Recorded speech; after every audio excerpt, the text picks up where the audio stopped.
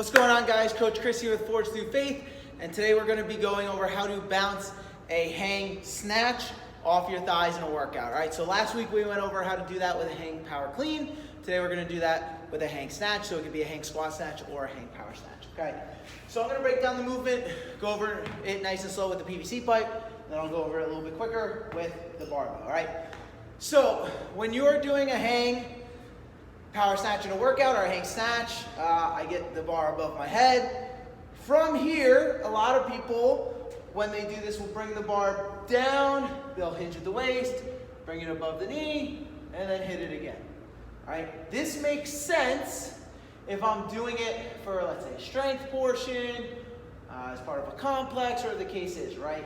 This is a hinge movement, a hang snatch. However, when applying this to the speed of a Metcon as it pertains to CrossFit, again, as a sport, the goal is efficiency and speed. So we need to do it in a way that is the most efficient and the most fast. So from here, I'll bring it down. As the bar is coming down, I dip my hips slightly so the bar can get caught and hit my thighs.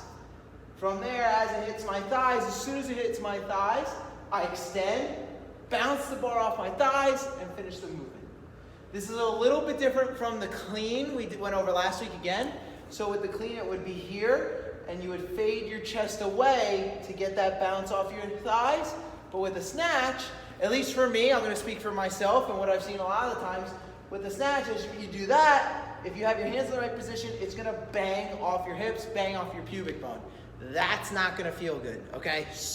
So instead of fading away, I think dip straight down and bounce it off your thighs.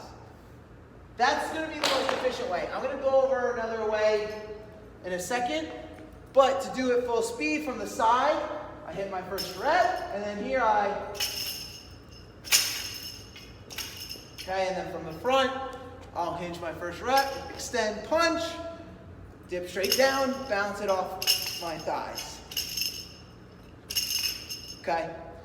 If the bar's a little bit heavier, maybe you haven't mastered that yet, another thing I've done is catch it in the hip socket, or in the hip pocket, I should say.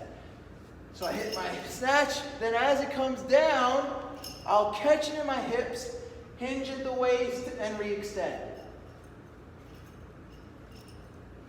All right, this isn't as efficient, but if the weight on the barbell is too heavy for you to bounce it like that, and you're gonna fry yourself, being able to catch it and then just rapidly extend your hips and then punch it is gonna be more efficient than bringing it back down on your hips, tracing your thighs to your knees, and then pulling it back in your hips.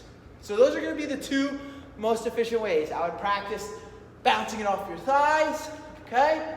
And the other way where you're catching it in your hip pocket and then play with the weights. So you know, okay, if I see a workout where I stand right now and I'm making this up, but anything below 135, I'm bouncing it off my thighs.